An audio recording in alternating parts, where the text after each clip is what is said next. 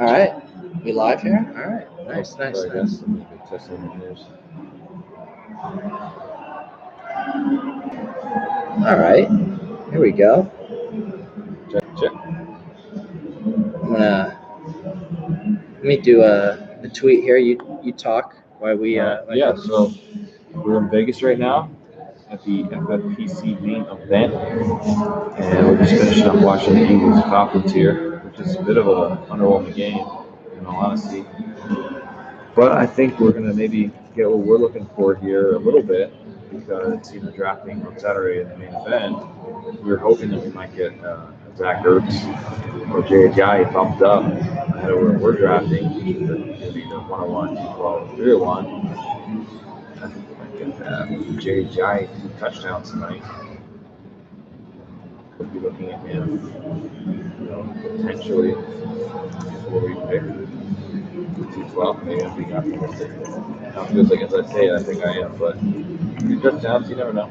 So we're not necessarily hopeful. I hope maybe Zach Ertz would get a huge game and Kelsey would get drafted after Ertz by us for 212. But, I don't think that's going to happen now. So we'll see. But maybe Ertz drops to 4 or 5 after this horrible show. So, that could kind of solve that problem for us. Where we do take it 4 or 5 turns.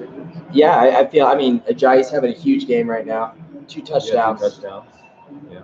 Ertz, I think he has a solid game. I'm not gonna lie, this game was fairly boring. Real boring. Yeah. Very boring. Super boring. Yeah. Yeah.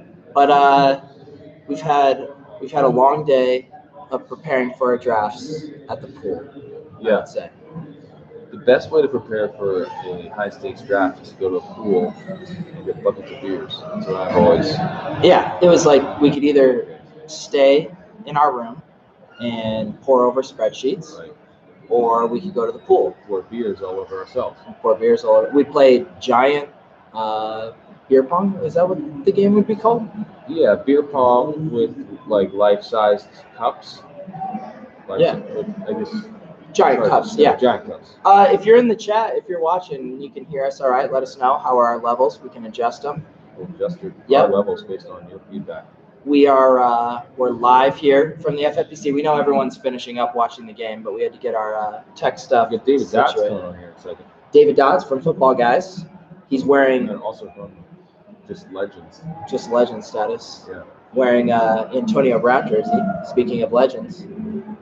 But yeah, I feel like the main topic around here today is the Le'Veon Bell situation. Right, and how far he'll fall. Yeah, and obviously he was going pretty much top 3 unanimously up until this holdout situation, and it seems like every day he's now dropping a few spots. Yeah, let's talk about this. Is your theory? My theory is that every day that he holds out with these FFPC main event drafts have been going on now for a little over a week and will continue on through Saturday afternoon. And my theory is every day he'll drop another 2 to 3 spots that by Saturday, if he hasn't reported yet, he'll be going mid to late second. Right. And then, so just sort of naturally within that theory, he's going mid to late second. Then as the team is drafting at the end of the second, we need him, in order to have a chance to take Le'Veon, we need him to drop another half a round to us, 212. And at that point, given that he's just dropped that much plus an extra half a round, we definitely take him, right?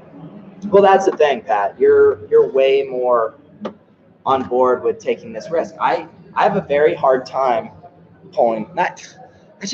You're telling me you would It gives you this whole fucking. You would take him over Stephon Diggs. Yes, I would take Le'Veon Bell over Stephon Diggs. I love that this seems crazy now because he might hold out for a game, and the guy who's going 101 a bunch of drafts. Now it seems insane that I would take him over a 3rd round target. It's a lot of risk. It's a lot of risk to take him. Some risk. Not that much risk, man. I mean, how silly would you feel if he sat out until week 10? Not at all silly. You wouldn't feel silly if he sat out until week 10? No, he's Le'Veon Bell. He's arguably the best running back in the league, and I got him in the 3rd round. I'll take him, and he isn't hurt. Yes, it might not work out, but none of our picks might work out. None of our picks ever work out. None of our picks ever work out. So thank you for making my point. Yeah, so if you guys aren't familiar, this is our third year doing the main event draft, and we are an emphatic 0 for 2.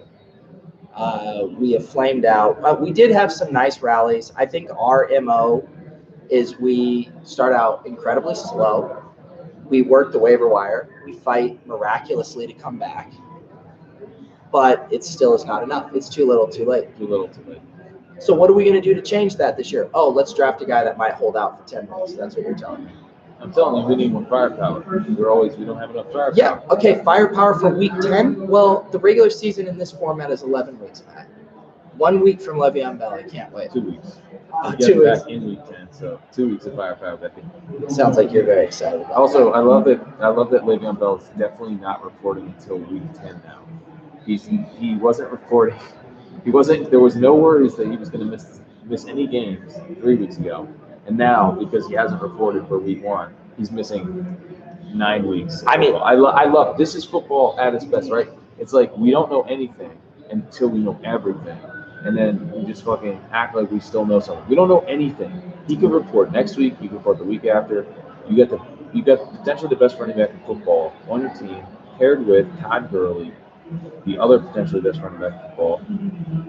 Our team could be amazing, and we're not even like. And you're asking if I have to take him or Diggs. You can take both.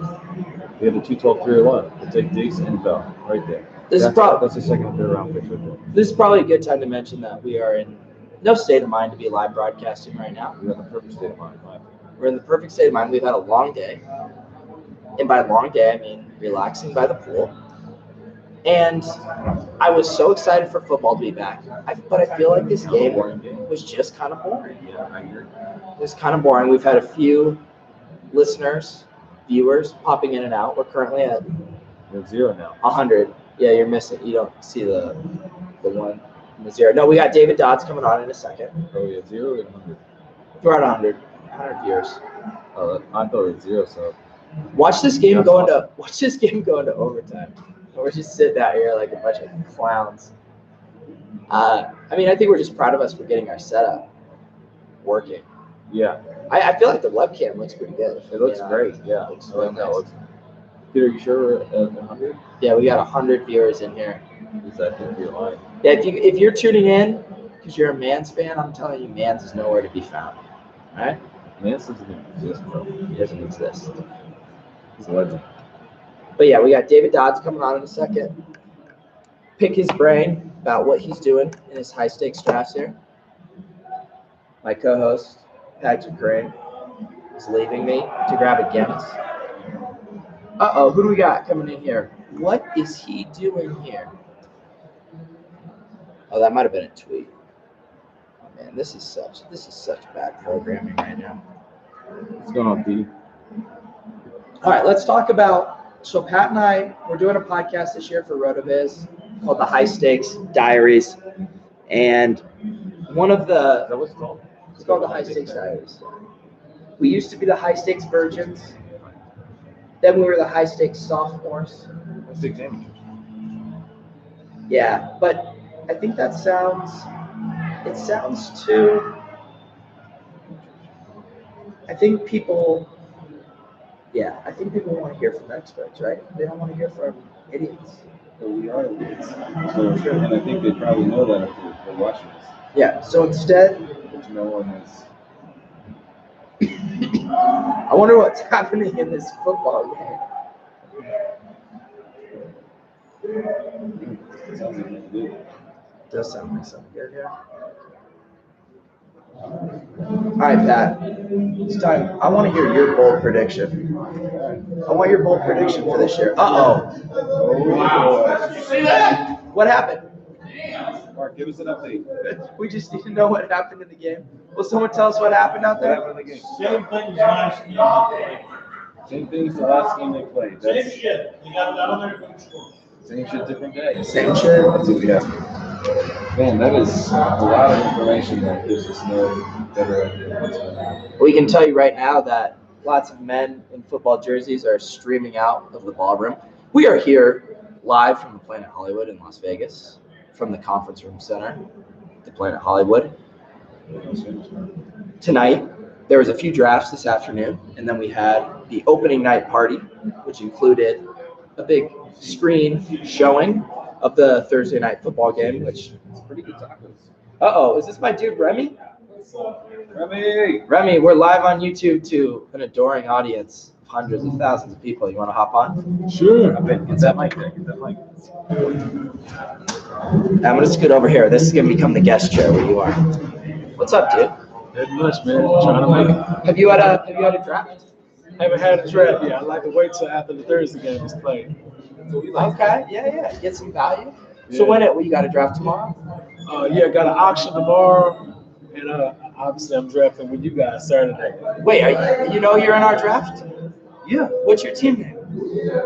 250,000 reasons why. Oh, I like that. That's a good team. It sounds like you're pretty presumptuous that you think you're going to win the $250,000 grand prize. No, we want to. Now, when we talked to you a couple years ago, you and your co-manager you described to us a process in which you guys had come up with a secret language during drafts, not to tip your picks to your opponents. Do you guys still have that secret language going? Very, very true. Still have the secret language, just a different manager with me this time, but still have that language. So you had to teach him the language? Yeah. I'm gonna go over it again with him tomorrow, but basically. So we still got red for running back. Yes, colors. Yeah, basically. Okay. All right. Color scheme. All right. Excellent. So we're trying to get some bold predictions, some hot takes. So give us one of your bold predictions. Bold prediction. DeAndre Hopkins will have more fantasy points over the season than Antonio Brown. He almost did last year. Pat, I would say that's a prediction. I wouldn't say it's a bold prediction. I mean, they're going like one or two picks between. That's not that bold. Greg Olsen. Oh, here we go. Will be the #1 tight end. Okay. That's bold. Prediction. That's real bold. bold. Now we're talking. I like that. All right. Yeah, we went from just a prediction to a very spicy hot take. All right, give us what's the logic behind that? Why no Gronk? Why no North Kelsey? Turner. Gronk gets hurt every year. He missed 2 games last year. He barely outscored Ertz by like 25 points last year. I don't see Gronk playing 16 games. I think people will sleep on Olsen because of his injury from last year. Stephon Bell is saying he's good to go. He's fully healed, and I think North Turner calling plays for him.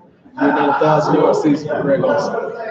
All right, I like it. That's how I take. So where are you looking to take him in drafts if that's your bold prediction? If he falls to the 5th, we're taking him. To the 5th. That's where you pull the trigger. Yep. You didn't really miss too much, Luka. And what pick do you have in your draft?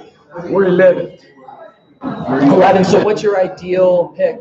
11 and 14 it would be. We're probably gonna go running back, receiver, but it just really depends on best player available.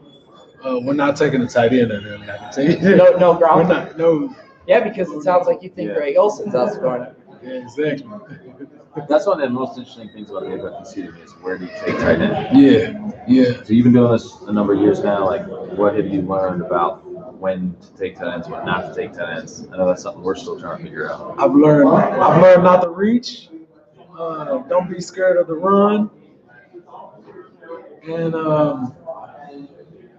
push come to shove, if a big run happens and you're at the back end of that round, just stream. Just look at stream. Just look at stream. Like, what's the latest? And have a strength elsewhere. Latest I've ever taken a tight end was 9th round.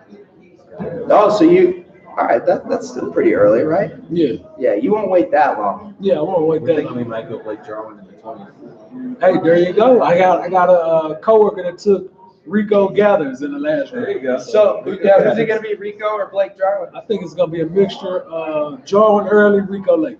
Okay, all right. I like that. You heard it here first. So, you mean in the season or in the game? I think in the season. Yeah. That would be a very bizarre bet. He thinks he's going to be a tight end change in the middle of the game. Once they adapt to Jarwin, They got to put in Rico. they got to put in Rico. Dude. Didn't Rico just get busted for Yes, he DUI or did. something? Unfortunately, he did. Man, that might pump a little hole in his there. Yeah. So, what else you got cooking this week while you're in Vegas other than the draft? I want to go to. I want to rent a car and do the Hoover Dam tour myself. I want to do that. Yeah.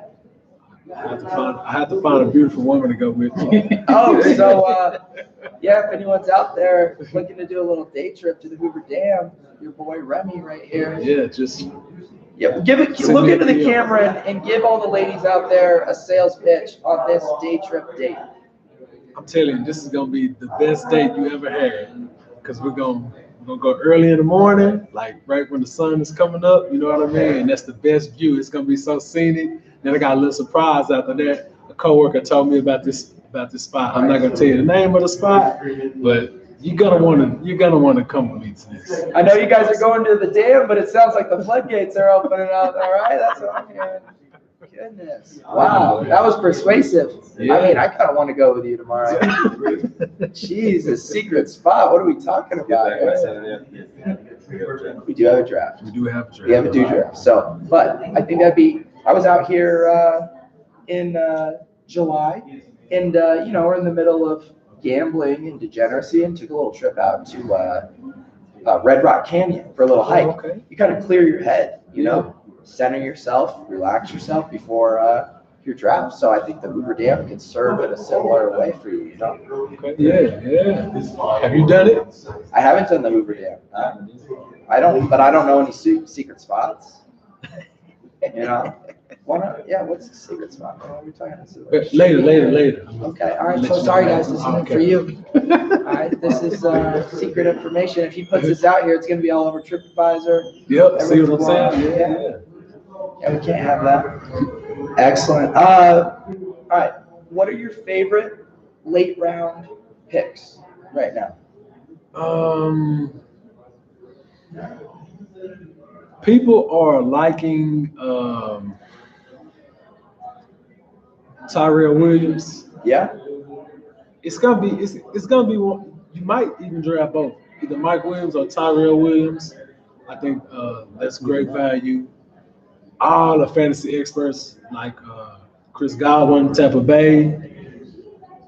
I personally like Keelan Cole, Jaguars. Yeah. Well, what's late to you? Because I'm thinking like after rounds 13 or 14. after rounds 13 or 14. So yeah, this is real late. But no, I mean Tyrell Williams is a great one. I feel like people are drafting Mike Williams in the night. You can get Tyrell Williams real late. He's proven it. We don't know anything about Mike Williams. Contract year. I'm not saying. I'm just saying.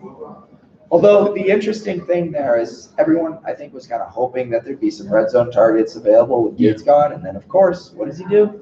He walks through that door. Yeah, but he's 38 years old. He was 37 years old last year. We said the same thing. Man, Gates is still going to score 7 touchdowns for sure. That's your prediction, over under 7 touchdowns? And he's going to go after the 10th round. So 7 touchdowns for Gates. Oh, that's what we should take. Instead of Jarwin, let's take Gates. Okay. Or y'all can do both. There you go. That's how you win the value. Antonio Gates and Blake Jarwin. Blake Jarwin, baby. Wait, so Rhemy, I like this idea of guys who are going to do well in the beginning and then the end. Who are some more players that you think are going to do it well at the end of the season, even if they don't do much in the beginning? Maybe a Will Fuller. Everybody knows Houston has a pretty easy fantasy schedule. Usually early on, for some reason, he's always nipped up. Yeah, but once he gets healthy, it was almost like clockwork when Deshaun was finding him. He had a couple of 2 touchdown games, and I think that'll happen late for him, especially when they start doubling Hopkins.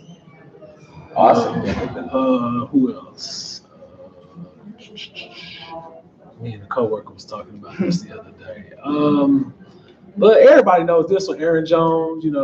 People are gonna draft Jamal Williams because he's gonna start the first 2 games. Aaron Jones is suspended, and first few weeks he might do average, but eventually that's gonna be his job.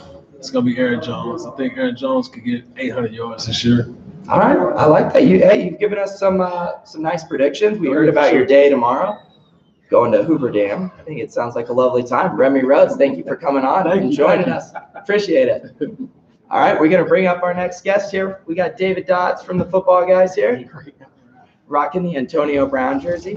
Welcome to the show, David. Oh, it sounds great. This is our late night. I didn't realize how late this was going to be. I'm normally on East Coast time, and I think what are we working on? Like midnight East Coast time? I think so. So we'll just trust that people will check this out in the morning. Yeah. So what are your – I feel like it was a little bit of a boring Thursday night game. What are your thoughts? Yeah, it was pretty boring. But I think we have two pretty legit defenses there. We kind of saw that in play.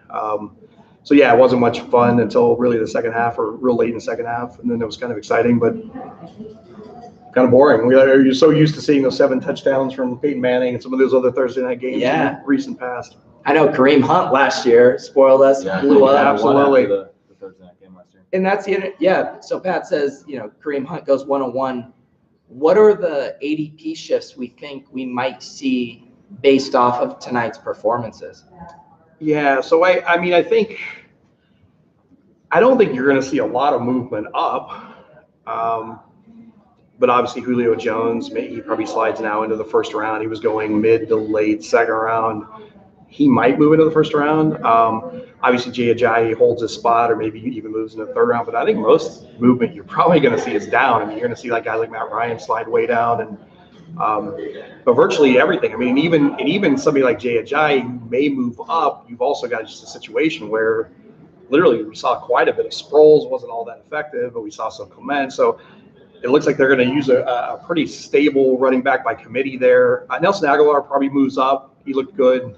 Didn't get a lot of yards, but a whole lot of targets. But again, just two pretty good defensive teams. I don't know if we should be moving these players really a lot based on this one game, because it's two good defenses. But I think, in a 12-week sprint to the finish, I think you're going to see some movement, because that's just what people do on these boards. Yeah, and I mean, if you guys aren't familiar with what we're discussing with the scoring format, is we draft after the Thursday night games, and so you obviously take the players and you can get those points locked into your starting lineup if you wish. So Ajayi tonight, 2 touchdowns, that could bump him up from where he was going, knowing you're getting that locked in production. So we've been referencing in years past Kareem Hunt, going from, a 3rd, 4th round pick up to 101 overall. Right. I remember you referenced 2 years ago, Peyton Manning. That was the C.J. Anderson game, I believe. Yeah, it was just crazy. I mean, because he had Peyton Manning throws for 7 touchdowns. So you got Julio, Julius Thomas gets 2 touchdowns. So literally everybody, I mean, there were Peyton Manning drafts going where he was going in the first round, which is just absolutely insane. But, again, you lock in those points in a 12-week sprint to the real playoff weeks. You can kind of see people's thought processes on moving people way up boards when they have huge games. And I think, in addition to the game tonight, the biggest kind of thing that could be shifting ADPs heading into drafts tomorrow and Saturday is this Le'Veon Bell situation. Yes. Where are your thoughts on him? Where do you think he should be going? Where would you take him? And obviously James Conner as well. Yeah, I think this situation, I think we just take a big step backwards of where this is at, but what we think we know and what facts we think we know. So Le'Veon Bell's made about $17 million in his career. So that's not a lot of money for a player that's been around. I know he hangs around South Beach. He likes to party. He likes to have fun. So I don't know that he's got a giant bank account. I mean, I don't personally know his finances, but I'm guessing it's not a giant bank account. He's set to lose $850,000 per week if he doesn't report on Saturday. Now, there's principle, and I've been dissed, and I think you're dissing me, and I don't want to be running to the ground. And you can have all the principle you want. But when somebody starts saying you're going to lose $850,000 this Saturday, the next Saturday is going to be another $850,000, there's no way this lasts. I think we'll see Le'Veon Bell come into Pittsburgh Stadium on Saturday, sign the deal, sign the franchise tag, obviously miss week 1. He might be less than 100% for week 2, may not be ready, but I think we're going to see him under center and playing running back. So I think the whole Conner thing is way overblown when you can get guys like Breida, you can get guys like Peyton Barber, you can get Carson from Seattle for literally less than what people are playing for a guy that likely is going to be out of job as soon as Bell shows up. So I think it's overblown, but I mean, I get it. I mean, you pay a bunch of big money. You don't want to pay a guy, and the next thing you know, he comes in week 10. So I would put the odds of him showing up Saturday 65%, but I think all bets are off if he doesn't show up on Saturday. They could go as long as week 10. You know. Yeah, if he doesn't show up on Saturday, for people who are drafting Saturday afternoon, like me and Pete are, where would you take Bell? Yeah, I think then it gets really, really dicey because I think when you're willing to sacrifice one game check, you might just be willing to sacrifice most of the whole season. It's at some point that feud is real, and you have to. So I'm not saying it isn't real. I'm just saying, can he really forego? You know, he just hasn't had that payday. So he's made $17 million in his career. He has a chance to make $14 million this year. Is he really going to forego that kind of money? I don't believe he will. We'll see soon. So. Yeah, and these are the situations that make the FFPC drafting so fun because we've seen James Conner go in the 4th round. Right. And you can say that's crazy, but I guess if this person's thinking, hey, Le'Veon's going to sit out till week 10, then maybe it isn't a crazy move. And that's why this super polarized range of outcomes here makes those decisions. My kind of theory that I've been floating is every day he's going to drop a couple spots. Yeah, I mean, so right now he is going, I think, legitimately looking to take him. I mean, I think if you're picking late in the 2nd round, I think it becomes just an outstanding pick. And then I've even seen people then actually, if you really want to protect that, you can reach up and get Conner and, you know, you in the 5th round or something like that and kind of say, well, the combination of those picks has to be equivalent to like a 1st rounder. But my feeling is just if you can get them in the middle of the 2nd round on, I don't think I would back them up with that. I just think you can pull the dice on that and probably be in a safe situation and just realize that if that controversy didn't exist, you would be going 2nd or 3rd overall. So the reason you got that value is because of that controversy. So you either embrace that controversy or you avoid it. And again, depending on just your draft style. What of all the slots this year for the main event or the football guys, what is your favorite spot? Yeah, well, before the Bell situation, I thought 4 was perfect because literally there's 4 outstanding running backs, or so anyone in those top 4, and obviously if you have 3 or 4, you can kind of choose between the last couple guys that are left, and all were pretty safe, and then you obviously get back in. And I always love to be near the middle in a draft because if value is sliding, you just literally have a chance to get that every single round. Anytime you're in a corner, by definition, there's value, pick it up, and then now there's no value, so your next pick can't have value. So just by definition, I always love to be near the middle. But the middle, outside of those 4 picks, was awful. Now Bell kind of messes that up some more. So now it's mostly those top 3, and it's mostly the same guys. I mean, we love Zeke a lot this year. We love Leonard Fournette a lot. And so kind of before the Marcus Lee injury, you could get him all the way to 9, 10. He's now moved closer to the middle.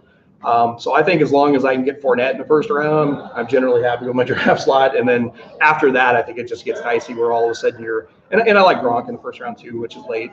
But outside of, when you start reaching for some of the other running backs, it just seems like the cliff is severe. I mean, I don't really like Hunt. I don't really like Gordon compared to the Gurleys that just were 5 picks in front of me. So it's the cliff is massive at the end of the 1st round. What about McCaffrey? He's someone who's moved up a ton recently. Yeah, I love McCaffrey. It seems like really good value turn on, sometime early in the 2nd round. And again, it's just we're all trying to forecast what his role is. I mean, certainly in Stanford, he played a full rep. They've got C.J. Anderson. So does he split some carries? Is he not? I mean, you just don't know. He doesn't look like a player that should be a full-time back, but man, everything we've seen from him, and he runs between the tackles so well that if he is a full-time back, if he's taking all the 3rd downs as well, he could just have massive value. So he's somebody we love. Typically like to get him, at the turn, just past the turn. One thing that I feel like is kind of a debate right now for the drafts is like how deep wide receiver is this year, because it seems like there's a lot of value late. But then it's like, how many of those guys are you actually going to be able to rely on? Pat and I have the 101, so we've been looking at the 4-5 turn, looking at wide receivers there, and it's really ugly, or you have to take a risk on a guy like Josh Gordon or Corey Davis. Where's your thought on how deep wide receiver actually is? Yeah, I think it's extremely deep. And yeah, I think early in the draft, I mean, typically the drafts I've been doing, I mean, obviously you lock up that running back in the 1st round. I actually like the value at receiver on that 2nd 3 turn. And even sometimes getting tight ends in that range, because I think in the 6, 7, 8, 9, 10, I mean, there's just tons of guys like Marquise Goodwin, like Keelan Cole.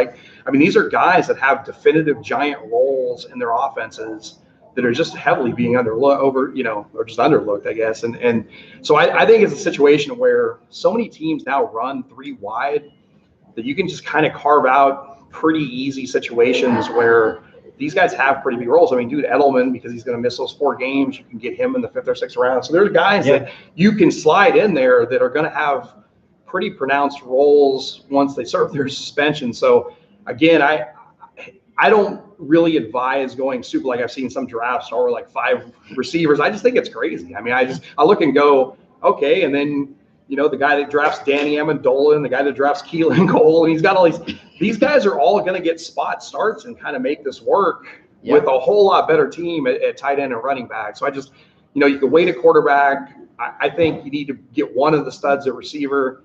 But again, from where you're drafting, I really like that, Ty Hilton.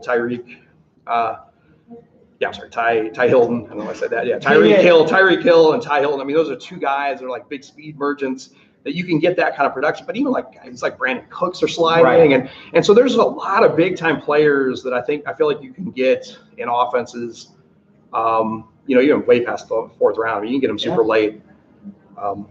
And then, to be honest, in a strategy, we play quite a bit of best ball, but you can really lock up the Jacksonville receivers. You can lock up a lot of the Dallas receivers for like pennies on the dollar. Yeah. So, again, Allen Hurns goes cheap. Gallup goes cheap. Terrence Williams doesn't get drafted.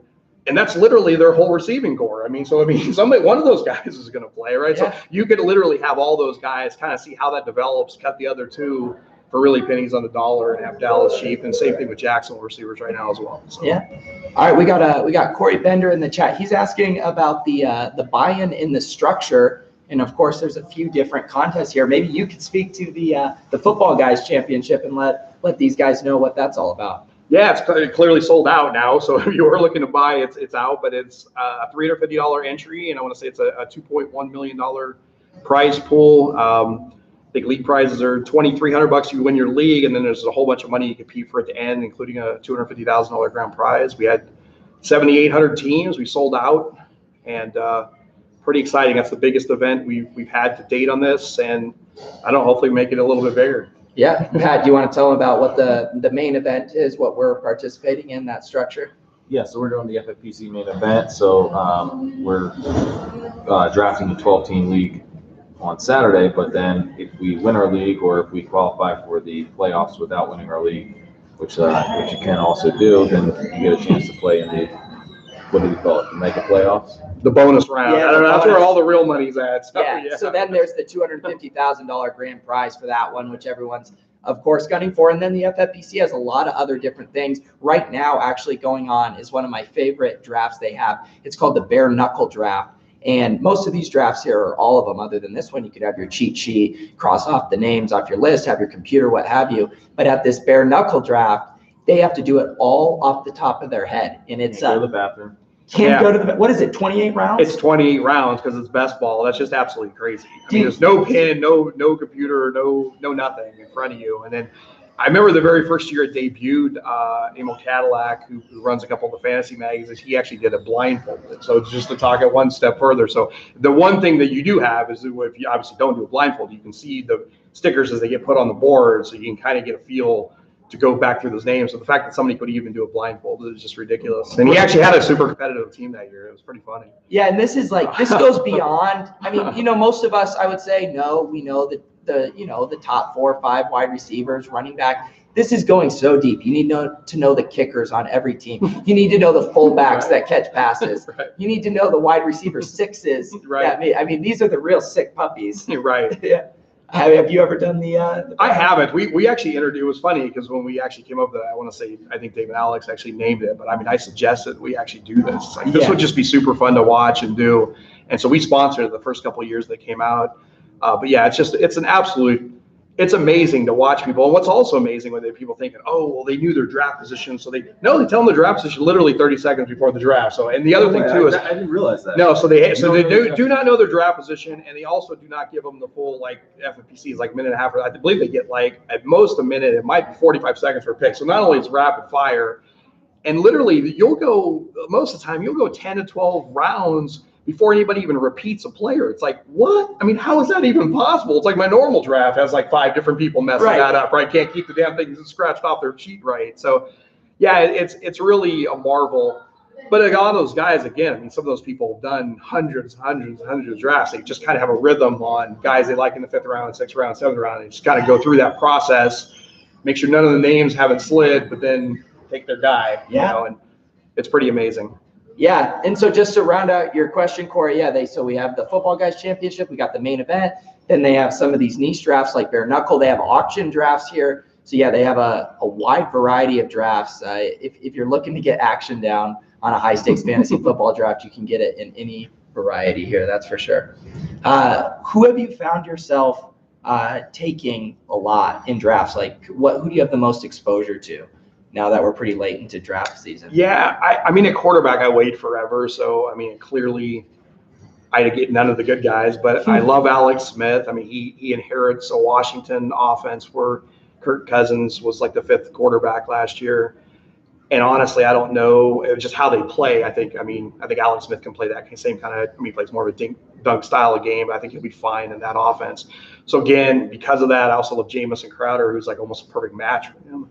So there's a lot of guys like that. I've been on Keelan Cole way before even the Marcus Lee injury. Of course, his stocks went up, but I love him a ton. We're big on Alex Collins. That Baltimore completely revamped that. They got a great defense. They play in a good division, and they completely moved their whole offense around. I mean, they just run the ball a whole lot more than they have in the past years. So I think he's got a clear defined role.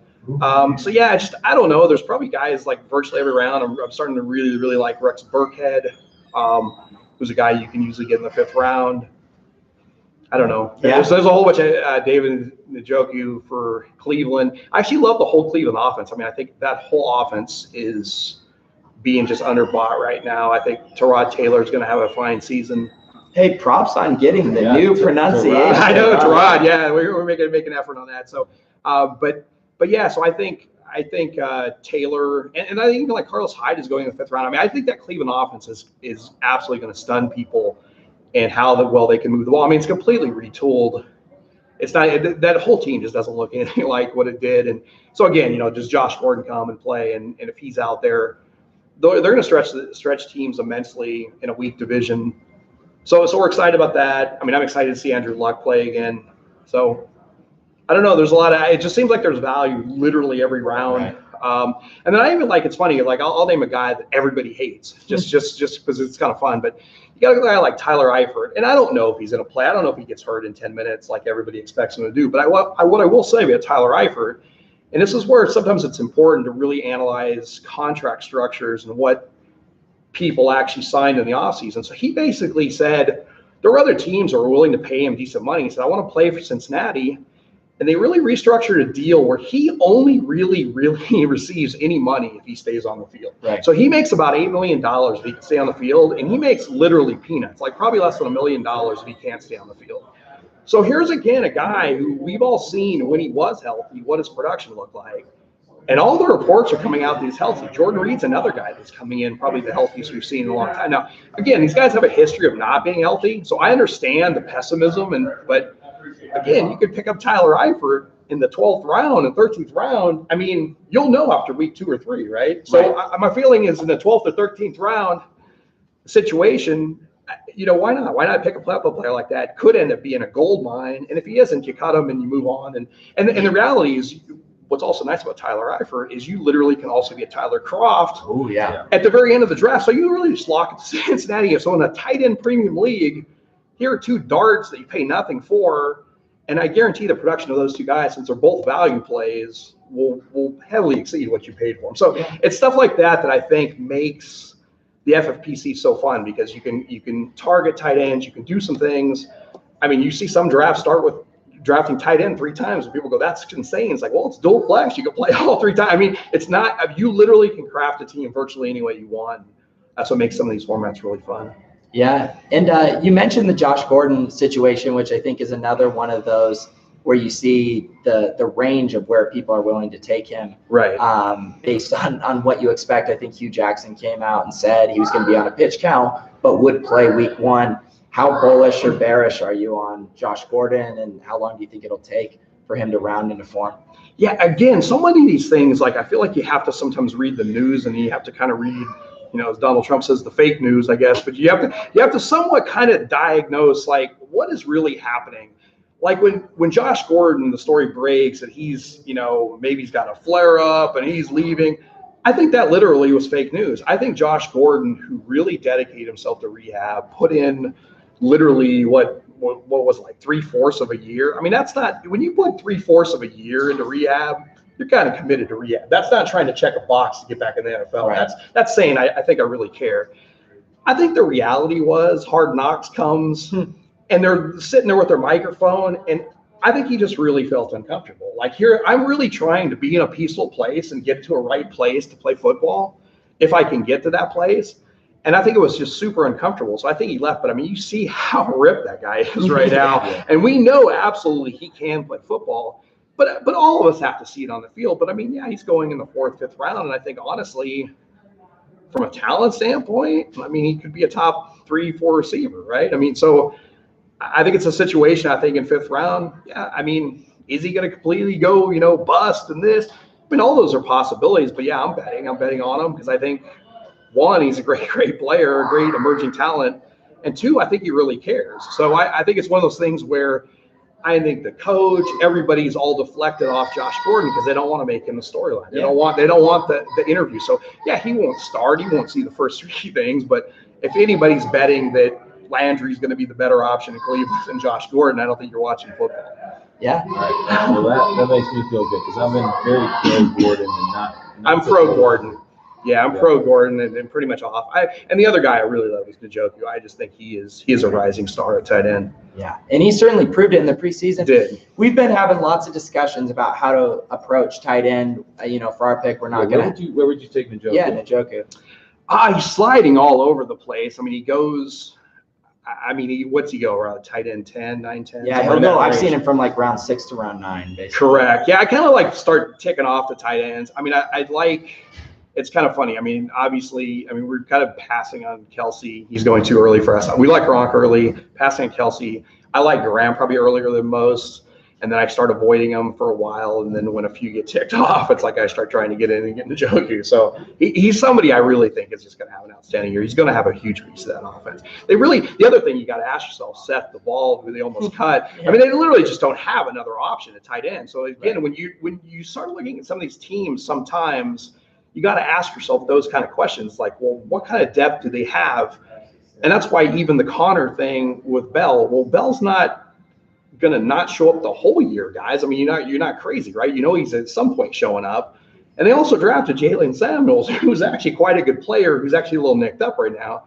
So what's this guy's ceiling with all these other talented players around him, where all of a sudden you get a guy like Njoku and there's like literally nothing stopping him from just pure domination in the league. So those are situations that I like to generally target when that depth chart just doesn't look like, even if wide receiver 1 somehow slides to wide receiver 2, but if there's no 3, 4, and 5 to ever, so he's never coming off the field. Does it matter that he's a wide receiver 2, right? He's still got a lot of value in the offense. One tight end, excuse me, I'm losing my voice, that we haven't talked about yet, and I feel like it's kind of interesting and speaking along the lines of what you're talking about of like who else is going to step up. What are your thoughts on Gesicki with the Dolphins? And it sounds like he's going to be. Yeah, they just got Marquise Gray. I mean, when he went on IR, they literally have nothing there. It's so funny because that whole entire offense, Tannehill used to be a quarterback 14, 15 roughly. Then he gets hurt. Jay Cutler gets drafted higher than, that. That was kind of fool's gold. Does anybody really think Tannehill's going to be worse than Jay Cutler? And Tannehill's going at what? Quarterback 28, 29. He's going as a complete athlete. Like some drafts not even really taken. Who's going to catch those balls? Devontae Parker's hurt. We love Kenny Stills. He's somebody we've been targeting real early, getting him a lot of drafts. But his stock is going way up. Gesicki's the other guy who's really going to catch balls and probably a play from behind mode a lot in games. And frankly, garbage time fantasy football points are just as good as normal first quarter fantasy football points. So I think Gesicki is somebody who's definitely way below the radar, who's going to have great value. He's going to be targeted a lot in that offense. You're not counting the first half of week 1 when Amendola's healthy? Yeah, true. Yeah, true. No, I mean, Amendola will probably have a role, and at some point, Devontae Parker, I think they're forced to have a role with him. But I just think, I mean, in an offense that probably throws the ball a lot, and go back and look at those Tannehill offenses, it's not like they run it 50% of the time. I mean, they're just not going to run the ball that much. They're going to throw it a whole lot, and there's just not that many people to get the targets. Yeah, I feel like tight end's really tricky because we're talking about like a lot of the veterans. It feels like you're. Well, I'll throw another name that's completely out. Is Ryan Griffin. I mean, you just take a look at Houston. I mean, Steven Anderson got cut. Who else do they have over there?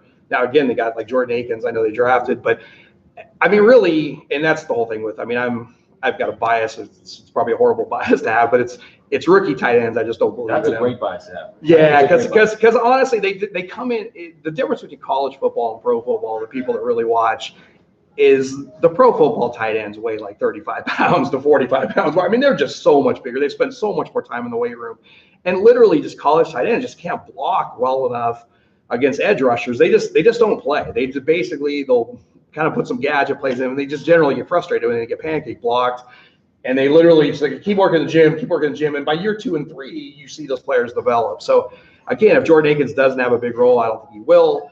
You literally got Ryan Griffin, who you can look around. There's some boards he barely goes, or he goes almost in the last rounds. There's no one else. So why all of a sudden is Deshaun Watson the greatest player in the world, and Will Fuller's this great guy, and he's going way high, and Hopkins going way high, but the tight end is worthless? Come on, that makes zero sense. I mean, if that offense is good, that everybody else thinks is going to be good, then you got to think the tight end is going to get some of that production as well. Well, there's another late round guy for us to take a look at. Instead of Blake Jarwin. I like it. Excellent. All right, how's another question for you? You're wearing the Antonio Brown jersey. I feel like Juju is an interesting name. I actually have a team where I drafted both of them. Okay, outstanding. Do you think that's viable? How high is Juju's ceiling, assuming Brown plays 16 games? I think off the charts. I mean, what's so funny about the Pittsburgh offense is they literally feed the production to what, 4 guys? I mean, they don't use wide receiver 3. So it's off the charts because literally that's going to be a very high scoring team. And if anything, if Bell isn't quite right, or in some of these early games when Antonio Brown's maybe see more of the double coverage. I mean, Juju showed he could do it. I think his ceiling's extremely high. I mean, I think actually getting both of those, we did a study a long time ago, but actually having multiple players from a team, it actually lessens your variance. It didn't sound like it would, but for every Antonio Brown great game, Juju probably won't have as great a game, but actually variance, your scores will be more flatlined by actually having both those players. Interesting. Slightly switching gears, I know you do you have the blog, The Cracking FanDuel. Yeah, I read your recent post. You're going to be you're going to be more teaching people how to fish right this year. Yeah. Because I used to love it. You would give some. We would just give lineups. You just say, dude, plays. play this, man. This is the winner. This is the winner this week. Yeah. And the thing is, it's just because I would love to just hand a bunch of money to people, but the reality is then you just get people that go crazy. I mean, I remember.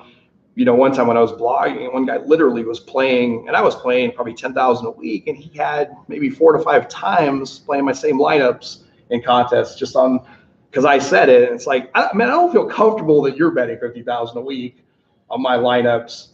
I just don't feel comfortable. I mean, that's just a dangerous place to be, and so I don't want to be in a situation where I'm ruining that guy's life when it goes south. And so, but yeah, we'll still be clearly trying to provide advice and give people good looks at things and hopefully helping them win money. But on the same token, it's like actually handing them lineups is slightly dangerous. I mean, I haven't really got anybody looking to kill me or anything. So I guess we've given mostly good advice, but still it's just scary when you start realizing that there are people that are willing to gamble, at that level. And that's slightly scary. Have you started digging into your week 1 DFS projections? Yeah, so we've done all the week 1 projections, but week 1 is just something in DFS. I would just strongly advise going really, really soft. And I say that because all these sites set the pricing, a month before the season starts.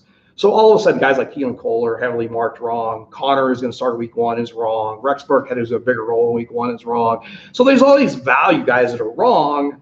So literally, it almost gets everybody towards the same decisions. Which, wow, I can have Gronkowski, and I can have Aaron Rodgers, and I can have Kamara, and I can So there's all these guys we know that are probably going to have big weeks. But if everybody's playing the same lineups and the same thing, there's really no edge. So it's just one of those things where, maybe take some shots at GPPs. There's going to be some overlay. I mean, some of the bigger sites throw a ton of money at week 1. But I would approach it with caution. We think we know how good the defenses are. We don't really know that. There'll always be some surprise defenses. And what we'll see as we see, week 2, 3, 4 play out, all of a sudden, not just a weak defense, but you'll see that they can be attacked. The tight end will attack them, or slot receivers attack them. And we'll just have a lot better feel on what guys to position against what situations. But yeah, there's just so much extreme value that, you literally, I was looking and it's like, you could pretty much put together a roster of literally all-stars and punting with, say, Kenny Stills and, Keelan Cole, which isn't even bad options. Those aren't even bad plays. And the rest is just a who's who of Gronkowski and Tom Brady and all these other players. And it's like, so if my contest really comes against me playing Aaron Rodgers or you playing Tom Brady, is that really what you want? This isn't a week to do this in. So the pricing is extremely soft. And it's not that the company's made soft pricing. It's just a bunch of values have emerged since the month started. I know it's a tough spot for them because you could get a more realistic pricing by waiting, but they get all the excitement. Well, and especially because DraftKings got some $5 million thing and FanDuel's got $2 million. So, they just introduce all these big contests, get everybody excited for the season. So, I get it. And I certainly think as far as GPPs, they have some of the very best GPPs early. But if anything, like in those situations where, in FanDuel, I know the pricing for Connor is so cheap. He could be owned at GPPs in the 50% range.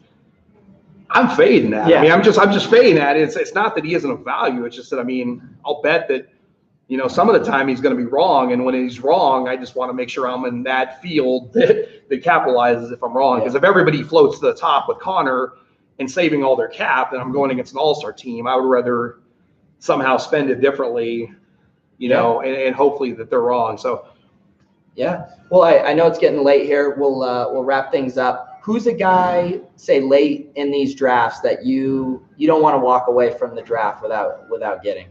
I pretty much get Keelan Cole every single draft. He's a player. Really, really noticed him last year. Kenny Stills, another guy I don't think I leave without. Almost always have him.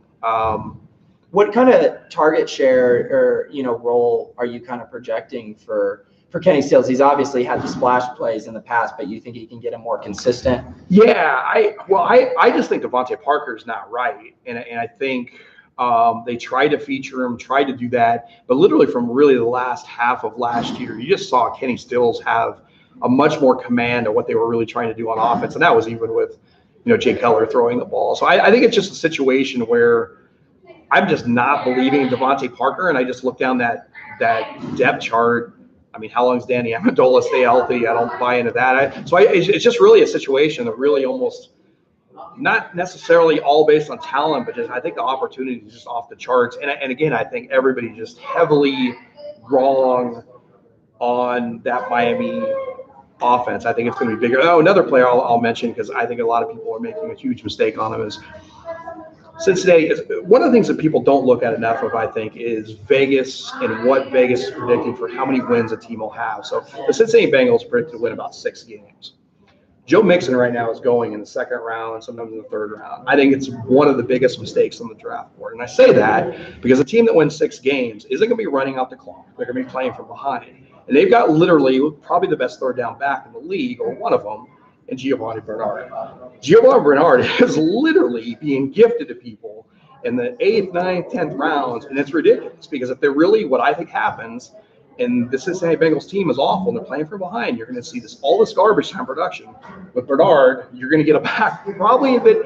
I get Joe Mixon's talent, and I understand talent's one piece of the equation, but the reality is they're going to pull Joe Mixon. We saw it a bunch last year. We're going to see a bunch more of it this year. So again, huge mistake with Joe Mixon and Giovanni Bernard. Again, one of those running backs you can get, so then you can take super darts at the end of your John Kellys, of your Rod Smiths. That's how you win the main event. Is you basically don't go after. I laughed about that last year, the Cole Beasleys of the world. Yeah. But the reality is, those people that take the John Kellys, the Rod Smiths, that literally have talent backed up by a superstar. But if that superstar goes down, and now Rod Smith is starting running back, what's his value? Yeah. And what's John Kelly's value if Gurley goes down? So Yeah. those are the situations when you get in a 17, 18, 19, those are the darts you should be throwing. And you pull that off by getting a Giovanni Bernard who just coasts you until hopefully that situation hits. That's how you win the main. I won the main event, but that's how some of the very best teams are crafted, where you get known talent, good talent, but then you also just have a really smart approach to dart throwing. Yeah, that's kind of how I feel about Bilal Powell too, where you're getting that. You think they're going to be down. Bilal Powell is going to, work as the third down back, but then has upside to be the full bell cow. If Correct. Crowell, it gets hurt or he just surpasses him. I mean, he looked like the bell cow in preseason. Correct. Well, excellent. Well, we really appreciate you coming on. Why don't you tell people, obviously you're over at Football Guys. Right. You do a lot of stuff with the DFS. What other stuff can they check out this season? Yeah, we're just at Football Guys. We do some stuff for free. Obviously, we're in most of the stuff's behind the paywall now, but obviously my blog's free. We'll have our DFS shows for free.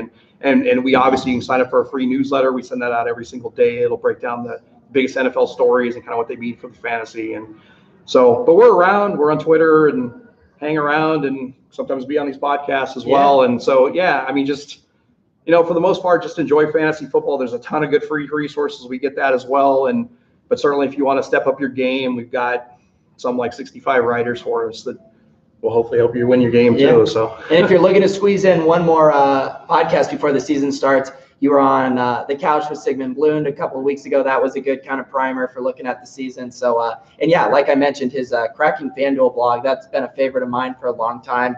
And lots of good stuff on there that you're just posting for free, which is great. So appreciate you coming out. It's late, and awesome. It was great. Always super fun, guys. Thanks so much, guys. Have a good one. Good luck in your drafts. Okay, great. Excellent. So as far as our schedule, we're gonna be back tomorrow. We're gonna do a longer broadcasting stream from, I think we're going to do 11 to 2 Pacific time. We'll have some more guests. We're going to get more into our draft strategy, really working through things. This is not only for you, but for us, because we need to figure out what the hell we're doing. Yeah. We're going to basically figure out what we're doing, but live. But live. So, with the past few years, we've been out here for the FFPC drafts. The first year we did a bunch of recorded interviews that we turned into a Fantasyland episode. Last year we did a Fantasyland live show. This year, guys, we just continue to reinvent ourselves. And, now we're live broadcasting, going to mess around with that. So, feel free to turn on the notifications, subscribe below. And, we'll be back throughout the weekend. And let us know any other thoughts. And if you guys have questions for some of these high stakes pros, we'll be sure to pass them along and get those answered. And, we're going to go get some sleep. I need some water. Sleep and water. We need sleep and water. It's been real, guys. Have a good one, and we will see you. Let's get some weed too. Pat, just slow down. We're in Vegas. Just, are you sure you want to end your stream?